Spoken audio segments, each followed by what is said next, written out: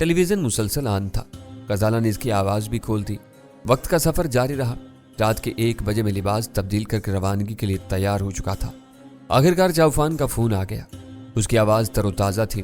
تھکن اور بیزاری کے اثرات کا دور دور تک شائبہ نہیں تھا۔ اس نے ہوٹل کے قریب پہنچنے کی اطلاع دی تو مجھے فون پر ہنسی کی کھنکتی ہوئی نسوانی آواز بھی سنائی تھی اور میرے کان کھڑے ہو گئے۔ شاید وہ درپیش مہم کے لیے مادام کو اپنے ساتھ لے کر آیا تھا۔ میں نے غزالہ کو خدا حافظ کہا۔ اس نے کامیابی کی دعاؤں کے ساتھ مجھے رخصت کر کے خود کو کمرے میں مکفل کر لیا۔ مجھے انتظار کرنا پڑا، نہ چاؤفان کو میرے لیے رکنا پڑا۔ میرے باہر نکلتے اس کی سیاہ اکاڑ میرے قریب رکی اور اس کے برابر والی نشست پر بیٹھی ہوئی کوری اور حسین خاتون کو دیکھ کر میں لمحہ بھر کے لیے بھونج کر رہ گیا۔ اس کے بارے میں چاؤفان نے کسی مبالغے سے کام نہیں لیا تھا۔ وہ واقعی بلا کی حسین تھی۔ ستوا ناک، بڑی بڑی چمکدار آنکھیں اور مسکراتے ہوئے یاقوتی لب ہر تصنع سے پاک ہونے کے باوجود کشش انگیز تھی۔ وہ ان غیر معمولی لوگوں میں سے ایک تھی جنہیں پہلی نظر میں دیکھنے والا دیکھتا رہ جاتا ہے۔ گاڑی رکتے ہی وہ دروازہ کھول کر ایک ادا سے نیچے اتر آئی۔ اس نے مسکراتی ہوئی شوق نظروں سے میری طرف دیکھا۔ گاڑی سے اترنے کے بعد اس کی شخصیت اور نکھر آئی تھی۔ وہ عام تھائی عورتوں کے برعکس دراز قامت تھی۔ اس نے بغیر آستینوں والی سرمئی ٹی شرٹ اور نہایت چست جین پہنی ہوئی تھی۔ قدرت نے اسے خد و خال کے حسن کے ساتھ بے مثال جسمانی تناسب بھی عطا کیا تھا۔ شاید چاؤفان نے اسے میرے بارے میں بتا دیا تھا۔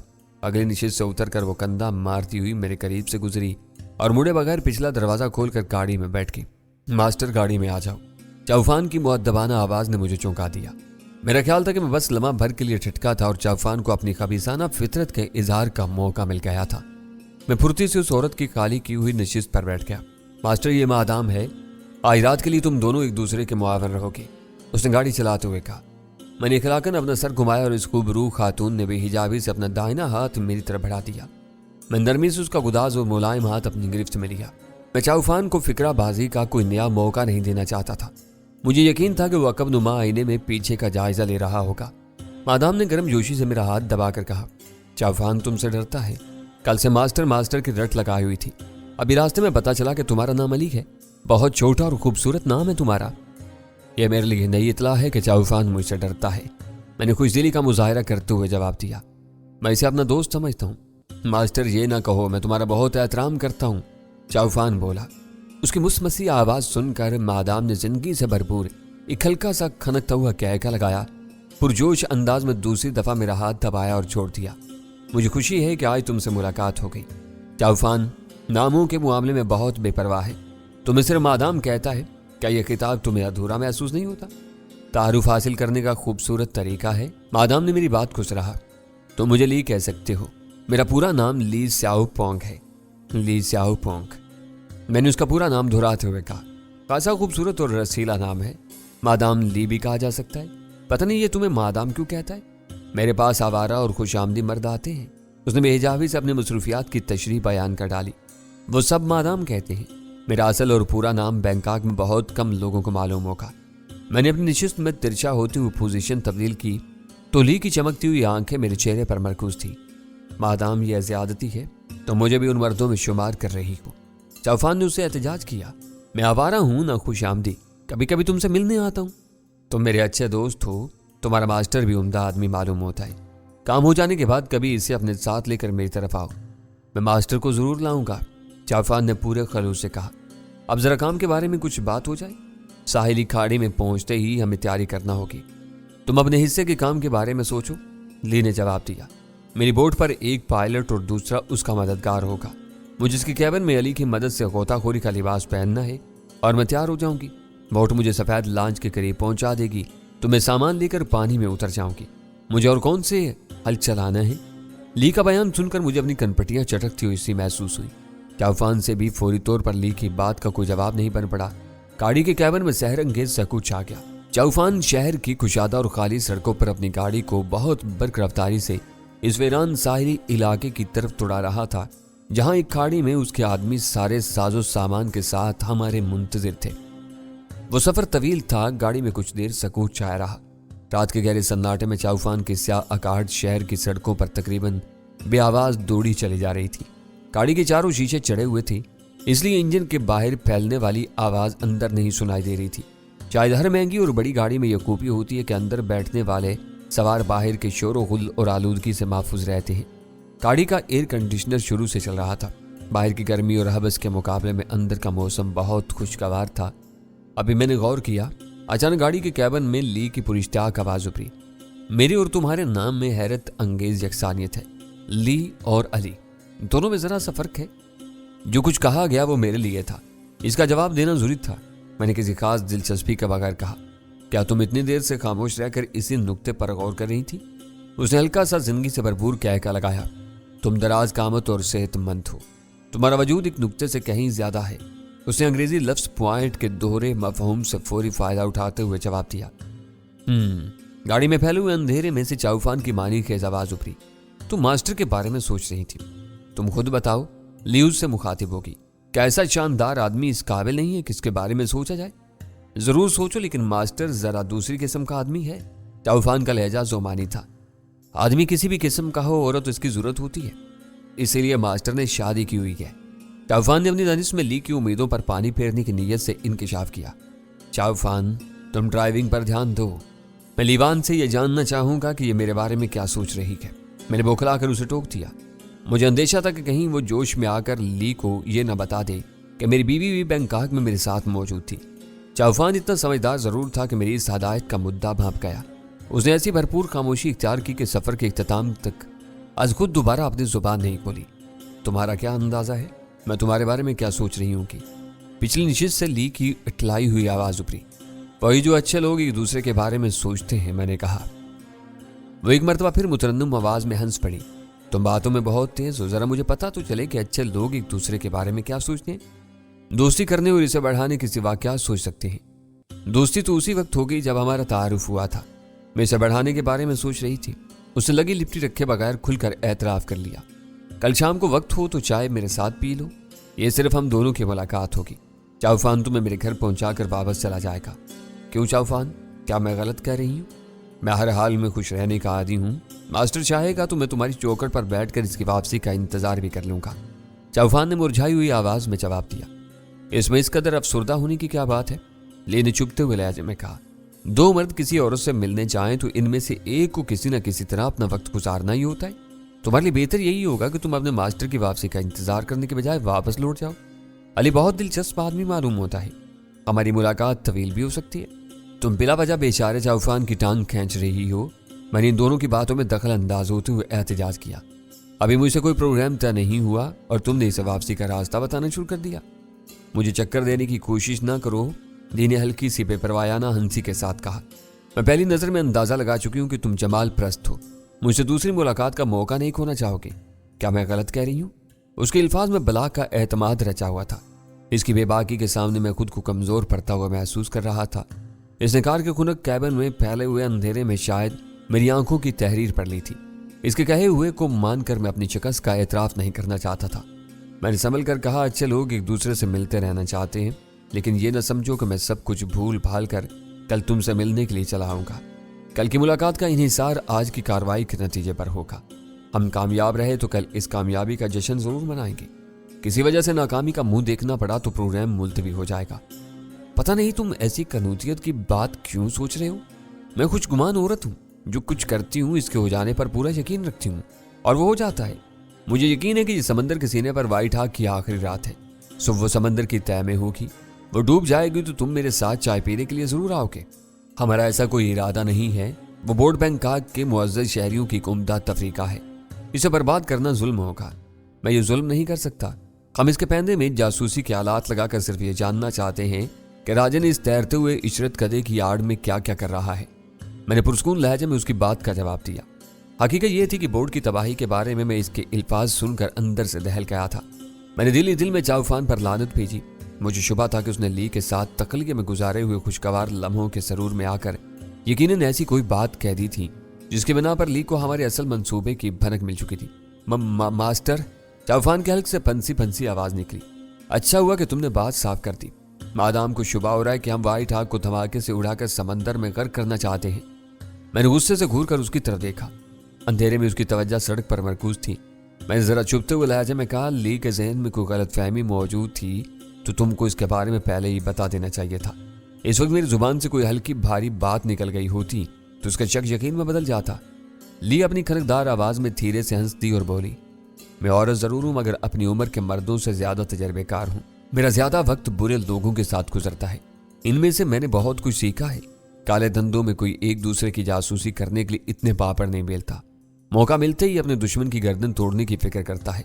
मुझे उल्लू बनाने की कोशिश मत करो अली। हमें व्हाइट हाग से कोई प्रकाश नहीं है। मैंने तेजी से धड़कते हुए दिल के साथ उसे समझाने की कोशिश की। यह बात तुम भी जानती होगी कि राजन व्हाइट हाग पर बहुत कम वक्त गुजारता है। बोर्ड को उड़ाने की सूरत में इसका बाल भी बीका नहीं होगा। बोर्ड पर काम करने वाले बेचारे मुलाजिम मारे जाएंगे। इन्होंने किसी का क्या बिगाड़ा है? हम इनकी जान के दुश्मन कैसे हो सकते हैं? मैं इन बारीकियों में नहीं पड़ती। ली ने बेपरवाही से जवाब दिया। मेरी छठी इस शुरू से कह रही है कि चाउफान की नीयत खराब है। तुम दोनों राजन की बोर्ड को समंदर में डुबोना चाहते हो। नहीं ली, तुम्हारा यह शुबा गलत है, मैंने जरा जज्बाती लहजे में कहा। यह बात अपने जहन से निकाल दो। मुझे हैरत है कि शुबा होने के बावजूद तुम चाउफान के साथ आने पर तैयार होगी। क्या इस ख्याल से तुम्हें खौफ नहीं आया? 30,000 भात बहुत होते हैं। ली की आवाज में हल्की सी तलखी उतर आई। चाउफान जन मुरीद आदमी है। इसने मेरी बातों में राजन के लिए छुपी हुई नफरत का जरा भी अंदाजा लगा लिया होता तो तुम्हारी खासी रकम बच सकती थी। ये मुझे कुछ भी न देता तब भी मैं इसका साथ देने के लिए आमादा हो जाती। मेरे सीने में राजन के खिलाफ नफरत का एक अलाव दहक रहा है। वो आदमी नहीं दरिंदा है। मैं पिछले 6 महीनों से इस आग में चल रही हूँ। इसे इसके खून में नहाया हुआ देखना चाहती हूँ, लेकिन बैंकॉक में कोई उसके सामने नहीं आता। पैसों और जवान जिस्मों की रिश्वतें देकर इसने पूरे शहर को खरीदा हुआ है। कोई इसके खिलाफ कोई बात सुनने पर आमादा नहीं होगा। ली का वो तवील जवाब मेरे लिए सनसनीखेज साबित हुआ। इस औरत ने राजन के खिलाफ अपनी जुबान खोलकर मेरा जहन माफ कर दिया। मेरी समझ में नहीं आ रहा था कि मैं इसकी कहानी पर कैसे यकीन कर लूं। चाउफान बैंकॉक में दर-बदर की ठोकरें खाने के बाद इस तक पहुंचा था। वो महंगे तबके की एक मुअज़्ज़ज़ बदकिरदार औरत थी। यह भी मुमकिन था कि चाउफान पर अपनी रजामंदी जाहिर करने के साथ वो दूसरी तरफ राजन या इसके किसी गुर्गे के साथ मिली हुई हो और एक फर्जी कहानी सुनाकर हमारे दिलों का भेद जानने की कोशिश कर रही हो। वो ख्याल आते ही मुझे इस रात का मिशन बर्बाद होता हुआ नजर आने लगा। वो राजन के आदमियों की टाउट थी तो ये बात यकीनी थी कि इस वक्त हमारा पीछा हो रहा था। बैंकॉक की वैरान साहिली खाड़ी में पहुंचते ही हम अपने पीछे आने वालों की बर्बरियत का शिकार हो सकते थे। मंजिल पर पहुंचने के बाद चाउफान के आदमी अपनी दोनों कश्तियों समेत इन लोगों की निगाहों में आ जाते और सबको बेखबरी में अचानक मौत के घाट उतार दिया जाता। मैंने चंद लम्हों के लिए खामोश रहकर ली के कहे हुए एक एक फिक्रे पर गौर किया। राजन के खिलाफ उसके कहे हुए लफ्जों को तोला, फिर बहुत मोहतात अंदाज में पूछा, राजन ने तुम्हारा क्या बिगाड़ा है? 6 महीने पहले तुम्हारे साथ क्या हुआ था? एक औरत के साथ क्या हो सकता है? ली की आवाज में तलखी बढ़ गई। राजन औरतों का शिकारी है। वो पक्का बर्दा फरोश है। मेरे जख्मों को ना कुरेदो। मुझे जब भी अपनी जिंदगी की वो कर्मनाक रात याद आती है ना, मेरे दिल में आग भड़क उठती है। तुम ये बताओ कि चाउफान सच्चा है या मैं सच बोल रही हूँ? तुम व्हाइट हाग को उड़ाना चाहते हो ना? पुरजोर लहजे में कहा हुआ उसका आखिरी फिक्रा तायद तरफ था। गाड़ी की रफ्तार जरा धीमी कर लो। मैंने चाउफान के शाने पर हाथ रखकर नरमी से कहा, फिर ली से मुखातिब हो क्या? मेरी बात का बुरा ना मनाओ तो मैं एक बात पूछ लूं? क्या पूछना चाहते हो? ली ने सपाट आवाज में पूछा। मुझे नहीं मालूम कि तुम किस मजहब की पैरोकार हो। तुम्हारे बारे में मुझे चाउफान से जो कुछ मालूम हुआ इससे अंदाजा होता है कि अपनी पसंद के मर्दों को जिस्मानी तफरीह फराहम करके अपनी रोजी कमाने को तुम बुरा नहीं समझती। अगर ये मेरा अंदाजा दुरुस्त है तो राजन की किसी ज्यादती को एक खेल समझकर तुम्हें भूल जाना चाहिए था। मैं जिस्म फरोश हूँ, मेरी बहन ऐसी नहीं थी। ली की आवाज सर्द और सपाट थी। वो सिर्फ 15 बरस की थी। यहाँ के एक नाइट क्लब में डांसर थी। अपना जिस्म नहीं बेचती थी, फन बेचती थी। राजन ने उसे देखा और अपने आदमियों के जरिए उसे अपने कैसीनो में पुरकशिश नौकरी की पेशकश की। इन लोगों की शोहरत बहुत खराब है। मेरी बहन ने पेशकश ठुकरा दी। यह इनकार उसे बहुत महंगा पड़ा। एक रात वो क्लब से थक कार कर आई तो राजन के गुंडे हमारे घर में घुस आए। वो मेरी बहन को उठा कर लेकर जा रहे थे। मैंने इनका रास्ता रोकने की कोशिश की तो मुझे भी बेहोश करके अपने साथ ले गए। हम दोनों को होश आया तो मेरे होशान खता हो गए। वहां 15 मर्द शराब के नशे में धुत थे और राजन किसी काले सांड की तरह इन पर राज कर रहा था। हमें होश में आता देखकर उसने हमारे चेहरों पर ठंडी शराब के छींटे दिए, 10 दराजगियां की और जब हम खौफसदा होकर अपने कदमों पर उठी तो वो दरिंदों की तरह हम पर टूट पड़े। मैंने एक एक को गिना था। राजन समेत वो 15 थे और हम तो। उन्होंने बहुत बेरहमी के साथ हमें औरत होने की सजा दी।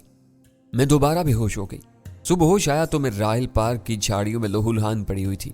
मेरी 15 बरस की अकलौती बहन इनके जुल्म की ताब न लाकर मर चुकी थी। उसकी लाश मेरे करीब पड़ी हुई थी। तुम बताओ कि ऐसी तजलील के बाद मैं इस खूनी भेड़ियों को कैसे माफ कर सकती हूँ? उसका लबो लहजा और आवाज का उतार चढ़ाव बता रहा था कि वो झूठ नहीं बोल रही थी। میں نے غیر ارادی طور پر اپنا سر گھما کر پیچھے کی سڑک پر نگاہ ڈالی۔ وہ دور دور تک ویران پڑی ہوئی تھی، کوئی ہمارے پیچھے نہیں آ رہا تھا۔ تمہاری کہانی دردناک اور چونکانے والی ہے، میں نے بوجھل آواز میں کہا۔ راجن اور اس کے ساتھی انسانوں کے روپ میں بدترین حیوان ہیں، ان کا سرغنہ کڑی سزا کا حقدار ہے، مگر فی الحال ہمارا مشن خفیہ معلومات کے حصول تک محدود نہیں۔ لی کے حلق سے وہ آواز اس کے وجود کی ایک اندرونی چیخ کی صورت میں برآمد ہوئی۔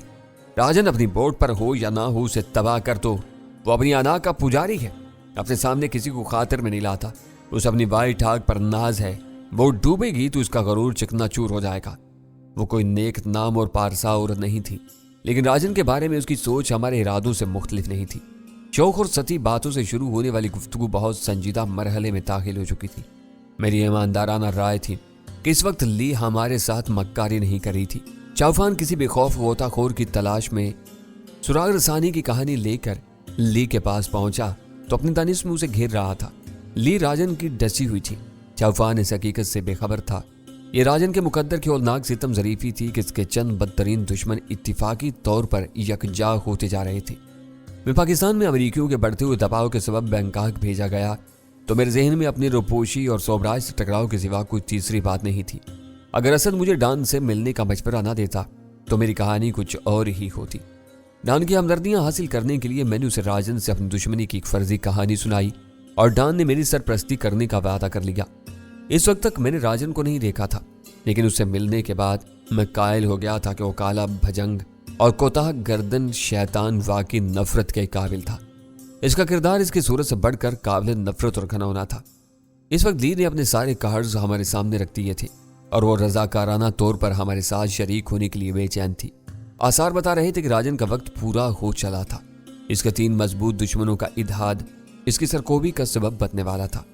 جذباتی ہونے کی ضرورت نہیں، میں نے مڑ کر لی کو دلاسا دیا۔ تمہاری طرح ہم بھی اس کے دشمن ہیں، لیکن ہم محتاط رہ کر کام کرنے کی کوشش کر رہے ہیں۔ آخرکار ہم اس کے خلاف سب فراہ ہو جائیں گے۔ چاؤفان دل بہلانے کے لیے میرے پاس آتا ہے۔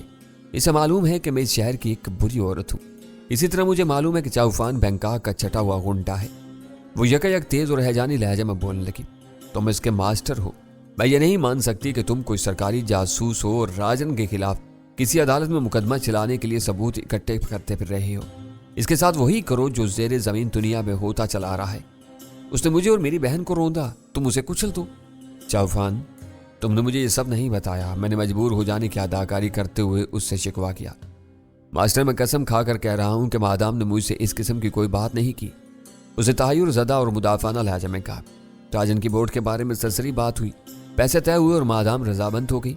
پتہ نہیں تمہارے سامنے آ کر اسے کیا ہو گیا ہے، کس نے اپنا دل کھول کر تمہارے سامنے رکھ دیا۔ یہ کہہ رہی ہے تو ماسٹر میری سفارش ہے کہ کچھ سوچو۔ پتہ نہیں بھائی ٹھاک پر اب تک نہ جانے سیام کی کتنی معصوم بیٹیاں برباد کی جا چکی ہوں گی۔ چاؤفان گودی نہیں تھا۔ اپنی پوزیشن صاف کرنے کے ساتھ ساتھ اس نے مجھے کھلنے کا موقع فراہم کرنے کی کوشش کی تھی۔ لی، میں تمہاری دلچوئی کے لیے ایک کوشش کروں گا۔ تمہارا اٹھایا ہوا یہ نکتہ میرے دماغ میں بیٹھ گیا ہے کہ ہمیں راجن پر کون سا مقدمہ چلانا ہے جو ہم ثبوت جمع کرتے پھریں۔ میری عدالت میں تم سلطانی گواہ ہو، راجن کو سزا ملنی چاہیے۔ تم بڑے دل کے مالک معلوم ہوتے ہو۔ لی بولی، میری مانو تو آج کا پروگرام ملتوی کر دو۔ کل بم لے آؤ، میں انہیں وائٹ ہاک کے پہنے میں لگا دوں گی۔ اس کام کے لیے میں تم دونوں کو وہ 20,000 بھات لوٹا دوں گی جو چاؤفان نے مجھے پیش کی دیے ہیں۔ لی بھی بہت حوصلے کی مالک تھی، تمام خطرات سے بے نیاز ہو کر اپنے موقف پر ڈٹی ہوئی تھی۔ اپنے دشمنوں کے دشمن سے مل کر اس نے ہر لالچ کو خیر بات کہہ دیا تھا اور اپنے دشمن سے بدترین انتقام لینے پر تل گئی تھی۔